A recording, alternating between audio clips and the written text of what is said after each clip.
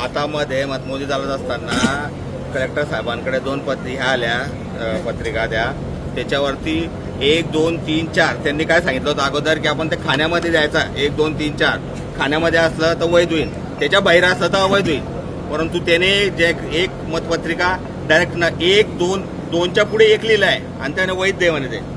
त्यांची सगळी मली बघत आहे, म्हणजे त्यांना निवडून द्यावं तुम्ही, कामाला कशाला हे करताय तुम्ही तसं. तुम्हाला एका कर्मचाऱ्याने प्रश्न पण विचारला की तुम्ही कोण आहे बा असं मध्ये काही वाद झाला आहे का? नाही तसं काही.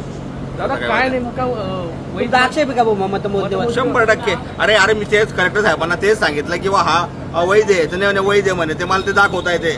आता तुम्हालाही माहिती आहे, सगळ्यांना माहिती आहे की त्यांना जो दिलेला आहे त्या खाण्यामध्ये त्या चौकोनी कोणात 1 पाहिजे, तर तो त्यांनी नावाच्या पुढे 1च्या पुढे 1 रेष मारली आणि त्याने वैध आहे म्हणे ते. चाल द्या भाऊ तुम्ही तुमचा. तुम्ही सोडून मी सोडून चाललाय ते, काही विषय नाही तो. पराभव मान्य करताय 100%. अरे पराभव काय आता जर याची मनमानी चालू आहे तर मग काही विषय देत नाही तो.